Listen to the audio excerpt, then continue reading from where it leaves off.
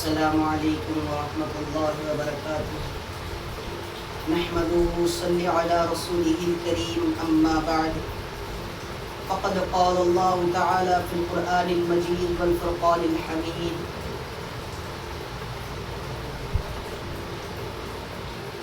اعوذ باللہ من الشیطان الرجیم بسم اللہ الرحمن الرحیم قل هو اللہ احد اللہ الصمد لم یلد ولم یولد ولم یکن له کفوا احد۔ سامعین اکرام، حاضرین مجلس، عزیزو دوستو، میرے ساتھیوں، پچھلی جمعہ میں نے لگاتار 3 جمعہ تک 3 الگ الگ باتیں بتاؤں گا کہہ کر وعدہ کیا تھا۔ اس میں سے پہلا میں نے کہا پہلے جمعے میں کروں گا اللہ تعالیٰ کی ذکر کی فضیلت، دوسرا اللہ تعالیٰ اور ہمارے بیچ کے معاملات، تیسرا اللہ تعالیٰ کا ذکر۔ لیکن میں اس میں کچھ تبدیل کر کے میں پہلے بتاؤں گا اللہ تعالیٰ اور ہمارے بیچ کے معاملات، پھر انشاءاللہ اگلی جمعہ میں اللہ تعالیٰ کے ذکر کی فضیلت بتاؤں گا، پھر اس کے اگلی جمعہ میں کچھ ایسے لفظ بتاؤں گا جن کے ایک بار کہنے پر زمین و آسمان اور اس کے بیچ کے اندر جو بھی چیزیں ہیں، جتنی چیزیں ہیں اتنی نیکیاں ملیں گی انشاءاللہ۔ اللہ تعالیٰ سے دعا ہے کہ میں جو کچھ کہوں وہ سب سچ کہوں اور ہم سب اس پر عمل کریں، آمین۔ میرے عزیز و دوستو، آج معاشرے میں یہ چل رہا ہے کہ اللہ تعالیٰ ہر بندے پر، اب سے نہیں، جب سے دنیا بنی، جب سے آدم علیہ السلام دنیا میں آئے، تب سے لے کر تا قیامت تک اللہ تعالیٰ اپنے بندوں کے اوپر ایگزام کریں گے، یعنی اللہ تعالیٰ آزمائش ڈالیں گے۔ اگر اس آزمائش میں ہم پاس ہو جاتے ہیں تو اللہ تعالیٰ ہمیں اپنا دوست بنا لیں گے۔ ہم دیکھتے ہیں کہ آج کے معاشرے میں اگر کوئی بادشاہ کسی گاؤں کے C M, minister, M L A, M P, P M کا اگر کوئی فرینڈ ہو تو اس کے بارے میں واہ چلتی ہے کہ یہ فلاں کا دوست ہے، یہ فلاں کا دوست ہے۔ لیکن اگر ہم آزمائشوں میں کامیاب ہو جاتے ہیں تو ہم ان پی ایموں کے، ان ایم پیوں کے، ان منسٹروں کے بنانے والا اللہ کا ہم جب دوست بنیں گے تو سوچئے کہ ہمیں کتنی عزت ملے گی۔ دین پر چلنے پر ہماری ہی اچھائی ہے، ہمارا ہی فائدہ ہے، سنتوں پر عمل کرنے میں ہمارا ہی فائدہ ہے، ہمارا کوئی نقصان نہیں۔ اللہ تعالیٰ فرماتے ہیں اے میرے بندے، اگر تو میرے اوپر یقین کرتا ہے، اگر تو مجھے مانتا ہے، مجھے اپنا خدا سمجھتا ہے تو میرا کوئی فائدہ نہیں، اگر تو نہیں بھی سمجھتا ہے تو میرا کوئی نقصان نہیں، تو اگر میری عبادت کرتا ہے تو میرا کوئی فائدہ نہیں، تیرا فائدہ ہے، اگر تو میرے اوپر میری عبادت نہیں کرتا تو میرا فائدہ نہیں، میرا نقصان نہیں، تیرا ہی نقصان ہے۔ ہم اپنے کوہے کو خود کھودتے ہیں۔ کیسے؟ اللہ تعالیٰ آزمائش کو بھیجتے ہیں، ہر لائن کے آزمائش۔ کسی کو عزت دیتے ہیں تو اسے ذلت دے دیتے ہیں، کسی کو ذلت دیتے ہو تو اسے عزت دے دیتے ہیں، کسی کو عزت دے کر آزماتے ہیں، کسی کو ذلت دے کر آزماتے ہیں، کسی کو صحت دے کر آزماتے ہیں، کسی کو بیماری دے کر آزماتے ہیں، کسی کو مال دے کر آزماتے ہیں، کسی کو محتاج بنا کر آزماتے ہیں، کسی کو بیوی بچے دے کر آزماتے ہیں، کسی کو کنوارا رکھ کر آزماتے ہیں، کسی کو کسی لائن سے، کسی کو کسی لائن سے آزماتے ہیں۔ لیکن آج افسوس کی بات یہ ہے کہ ہمارے اس معاشرے میں چل یہ رہا ہے کہ ہر عاملوں کے پاس ہم چلے جا رہے ہیں۔ روزانہ 1000 روپے کمانے والا اگر کسی دن 900 کما لے تو وہ جا کر کہتا ہے کہ کیا کسی نے میرے اوپر جادو کروایا کہ میں روزانہ 1000 کما لیتا تھا کہ آج 900 کما لیا۔ لیکن یہ نہیں جانتا کہ جو یہ 900 آج کمایا وہ 900 وہ عامل اپنے علاج میں لے گا، اپنے علاج میں لے گا۔ ارے تو 100 روپے کم ہونے پر عامل کے پاس گیا، اب تیرے 900 بھی گئے، تو کس کے پاس جائے؟ ہاں، بڑے علماء کابرین فرماتے ہیں کہ آج کل اس معاشرت میں عاملوں کے جیب تھوڑے بھاری لگ رہے ہیں، یعنی زیادہ لوگ ہر چھوٹی سے چھوٹی آزمائش پر نہیں، ہر چھوٹی سے چھوٹی مصیبت پر عاملوں کے پاس جا رہے ہیں. یہ مصیبت نہ سمجھو، اسے آزمائش سمجھو. اللہ تعالیٰ کی طرف سے یہ آپ لوگوں کے لیے آزمائش ہے، یہ مصیبت نہیں ہے. میں آپ کو کتنے نبیوں کے واقعات بتاؤں. اللہ تعالیٰ نے 1,24,000 نبیوں کو اس دنیا میں بھیجا. 1,24,000 نبیوں کو اس دنیا میں بھیجا. ان سب پر اللہ تعالیٰ نے آزمائش ڈالی. ان سب پر اللہ تعالیٰ نے آزمائش ڈالی. ہمارے نبی کے بارے میں اگر ہم واقعات سنتے ہیں تو اللہ تعالیٰ نے حضرت نبی پاک صلی اللہ علیہ وسلم کے اوپر کسی آزمائشیں ڈالی. اگر وہ راستے سے جاتے تو لوگ ان پر کچرا پھینکتے، راستے سے جاتے تو کانٹے بچھاتے، پتھروں سے مارتے. امی عائشہ یہ فرماتی ہیں کہ حضرت اللہ کے حبیب صلی اللہ علیہ وسلم گھر سے نکلتے وقت سفید کپڑے اور چمڑے کے جوتے پہن کر جاتے. آتے وقت وہ سفید کپڑے خون سے لال سنے ہوئے ہوتے اور چپلوں میں خون رکا ہوتا. جس طرح ایک پیالے میں پانی رکا ہوتا ہے، اسی طرح حضرت کے چپلوں میں خون رکا ہوتا تھا. امی عائشہ فرماتی ہے، احادیث میں آتا ہے. یہ کتنے بتاؤں میں آپ کو آزمائشیں. ہر نبی کو اللہ نے آزمائش ڈالی. حضرت ابراہیم علیہ السلام کو اپنے بچے کو قربان کرنے کے لیے کہا. اللہ حضرت ابراہیم علیہ السلام اس آزمائش میں کامیاب ہو. قربان نہیں کیا، قربان کرنے کے لیے گئے، تیار کر دیا بچے کو، نہلایا دھلایا کھلایا پلایا، تلوار لیے چلے گئے، تلوار کو چلا دیا. آپ لوگ جانتے ہیں کہ ایک باپ اپنے ہاتھوں سے اگر بیٹے کو مارتا ہے، بیٹے کو قتل کرے تو اس باپ پر کیا بیتتی ہے.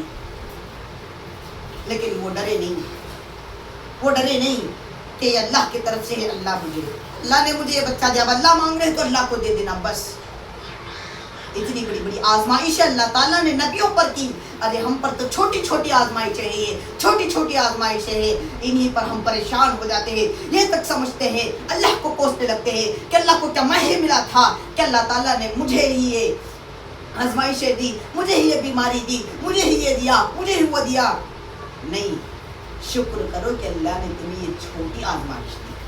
اگر نبیوں کو جو آزمائش اللہ تعالیٰ نے دی، وہ آزمائش اگر تمہیں دے دی تو تمہارا بھیجا تمہارے آنکھ کان ناک منہ کے ذریعے پگھل کر باہر آ جائے، دل ٹوٹ جائے، دماغ پھٹ جائے، تمہیں سمجھ میں نہیں آئے گا کہ اس آزمائش کے وقت اب میں کیا کروں.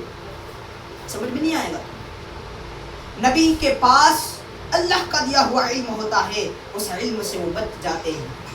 ہمارے اللہ کا یہ فضل ہے کہ اللہ تعالیٰ ہم لوگوں کو چھوٹی چھوٹی مصیبتیں، چھوٹی چھوٹی آزمائش دے رہے ہیں. اگر اس آزمائش میں ہم لوگ کامیاب ہو جاتے ہیں تو میں دعویٰ کر کے کہتا ہوں آپ لوگوں سے کہ اللہ تعالیٰ آپ کو عزت دیں گے، مال دیں گے، دولت دیں گے، بیوی بچے فرمانبردار دیں گے. ہر طرف جس کام میں بھی تم ہاتھ ڈالو اس میں کامیابی دیں گے. میرے عزیزوں، میرے دوستوں، میرے کہنے کا بس اتنا مطلب ہے کہ آپ لوگ عاملوں کے پاس نہ جاؤ. ہر چھوٹی سے چھوٹی مصیبت پر ان لوگوں کے پاس نہ جاؤ. بس اللہ تعالیٰ کے بارگاہ الہی میں ہاتھ اٹھا کر بس کہو، یا اللہ میری اس مصیبت کو ہٹا دیجئے. ہم اس مصیبت کے، اس آزمائش کے لائق نہیں ہیں. آپ بس ہمیں معاف فرما دیجئے، آپ بس ہمیں معاف فرما دیجئے. اب اللہ تعالیٰ کی رحمت دیکھو آپ پر کیسے اترتی ہے. بندے پر دو طرح کی آزمائش آتی ہے، دو قسم کے لوگوں پر آزمائش آتی ہے. ایک وہ جو نیک ہوتے ہیں، دنیا میں بس دو ہی قسم کے لوگ ہیں، ایک نیک بندے، دوسرے بدبخت. ایک اچھے اللہ کی عبادت کرنے والے، ایک برے اللہ کو عبادت نہیں کرتے، بس مسلمان ہیں. دو لوگ. اللہ تعالیٰ پہلے یعنی نیک بندے پر ایسی آزمائشیں ڈالتے ہیں کہ اسے کیوں آزمائشیں آتے ہیں؟ وہ نیک ہے، اللہ تعالیٰ سے آزماتے ہیں کیا یہ مصیبت کے وقت بھی مجھے یاد کرے گا، کیا یہ اس وقت بھی مجھے یاد کرے گا، کیا یہ صحت رہنے پر بھی یاد کرے گا، کیا یہ صحت کے نہ رہنے پر، بیمار ہونے پر بھی یاد کرے گا. ایسے. دوسرے وہ قسم جو گنہگار ہوتے ہیں، جو اللہ تعالیٰ کو یاد نہیں کرتے، اللہ تعالیٰ کی عبادت نہیں کرتے، نمازیں نہیں پڑھتے. اللہ تعالیٰ ان پر آزمائش اس لیے ڈالتے ہیں تاکہ اگر میں اسے بیماری دوں تو وہ میرے سامنے ہاتھ اٹھا کر کہے کہ یا اللہ میری اس بیماری کو شفا فرما. وہ میری طرف آ جائے. مصیبت میں جب تنگ ہو جائے گا، ہر طرف سے رسی اس کے گلے کو تنگ کرتے جائے گی، تب اس کا جو ہے تب وہ میرے طرف رجوع کرے گا، میرے طرف آ جائے گا۔ اس نیت سے اللہ تعالیٰ ہم پر آزمائشوں کو ڈالے۔ ہم تو کوئی ولی نہیں ہے جو اللہ تعالیٰ ہمیں آزمائے، بس اللہ تعالیٰ ہمیں مصیبتوں میں جکڑ کر اپنی طرف کھینچنا چاہتے ہیں۔ قربان جاؤ میرے اللہ تعالیٰ پر، قربان جائے میرے ماں باپ میرے اللہ تعالیٰ پر، کیونکہ اللہ تعالیٰ نے ہم سب کو آزمائشوں پہ آزمائش ڈال کر ہمیں واپس اپنی طرف بلاتے ہیں۔ تو میرے دوستو، میری یہ پہلی سبق یہ ہے کہ ہم لوگ اللہ تعالیٰ پر یقین رکھے اور آزمائشوں مصیبتوں کے وقت بس صبر کر لے، ہم انشاءاللہ ہمارے اوپر سے وہ آزمائشیں مصیبتیں چلی جائیں گی۔ میں ادباً آپ سب سے گزارش کرنا چاہوں گا، یہاں پر حاضر ہوئے ہر سب سے گزارش کرنا چاہوں گا کہ آپ لوگ ہر چیز پر بس صبر کیجئے۔ نبی علیہ السلام کی ایک حدیث مبارکہ ہے، اس میں اللہ کے پیارے نبی آقا جناب محمد رسول اللہ صلی اللہ علیہ وسلم فرماتے ہیں کہ بلاؤں کے اوپر بھی تم صبر کرو، اللہ تعالیٰ ان بلاؤں کو ٹال دیں گے۔ ہم تو یہ کرتے ہیں کہ چھوٹی سے چھوٹی مصیبت کے وقت عامل ہو کے پاس جاتے ہیں۔ میں آپ سے ادباً گزارش کرتا ہوں کہ ہر چیز پر کسی معلم کے پاس، کسی عالم کے پاس، کسی عامل کے پاس، کسی مفتی کے پاس نہ جاؤ، بس اللہ تعالیٰ کے سامنے ہاتھ اٹھاؤ اور کہو کہ اللہ اس مصیبت سے آپ ہی مجھے نکال دیجئے، آپ ہی مجھے نکال دیجئے، بس آپ ہی ہیں، آپ ہی نے مجھے یہ مصیبت دی ہے تاکہ میں آپ کی طرف رجوع ہو جاؤں، بس مجھے آپ ہی اس مصیبت سے نکال دیجئے۔ اب اللہ تعالیٰ تم پر سے ساری مصیبتوں کو، بلاؤں کو ٹال دیں گے، تم اللہ کے نیک بن جاؤ گے، اللہ تمہارے بن جائیں گے۔ تو میرے عزیزوں، دوستوں، بزرگوں، بس میری یہ آپ سے ادباً گزارش ہے، میں بار بار آپ سے کہہ رہا ہوں کہ آج کے اس معاشرے میں یہ چل رہا ہے کہ عامل کے پاس لائن لگی ہوتی ہے، ایسا نہ کرو، مسجدوں کے پاس لائن لگاؤ، مسجدوں میں جانے کے لیے لائن لگاؤ، بھیڑ اکٹھا کر دو، بھیڑ ہو جانی چاہیے مسجدوں میں ہر وقت، کہ یہ گیا تو وہ آیا، وہ گیا تو یہ آیا۔ اگر اللہ کے سامنے بارگاہ الہی میں ہاتھ اٹھا کر دعا کرنے لگا رو رو کر کہ اللہ میری اولاد نافرمان بنا دیے، اے اللہ مجھے نافرمان اولاد کو، میرے نافرمان اولاد کو فرما بردار بنا دے، اے اللہ میرے مال کو اللہ تگنا چگنا کر دے، اے اللہ میرے کاروبار میں برکتیں دے دے، کہہ کر ہم لوگوں کو کرنا یہ ہے کہ محنتیں کرنی نہیں، بس محنت اتنی ہے کہ اللہ کے سامنے دعا کرے۔ اب میں آپ سے پوچھتا ہوں کہ کوئی بزنس مجھے رکھنا ہے تو اس کے لیے کیا کرنا ہوگا؟ پہلا اسے فنڈنگ کرنا ہوگا، یعنی اس کے اندر ہمیں پیسے لگانے ہوں گے، خود کے پیسے۔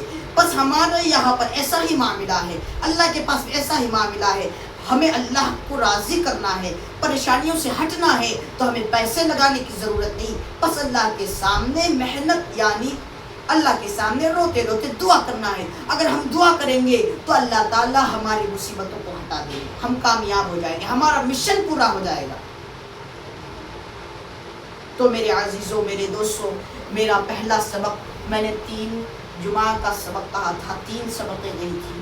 میرا پہلا سبق یہ کہ بس اللہ تعالیٰ پر یقین رکھو اور ہر چیز پر، ہر لمحے اللہ تعالیٰ پر بھروسہ رکھو، انشاءاللہ ہماری مصیبتیں سب کچھ ٹل جائیں گی۔ وآخر دعوانا ان الحمدللہ رب العالمین، آمین۔ اللہ تعالیٰ ہم سب کو کہنے سننے سے زیادہ عمل کی توفیق نصیب فرمائے۔ سبحانک اللہم و بحمدک، سبحان اللہ و بحمدہ، سبحانک اللہم و بحمدک، ونشہد ان لا الہ الا انت ونستغفرک ونتوب الیک، آمین۔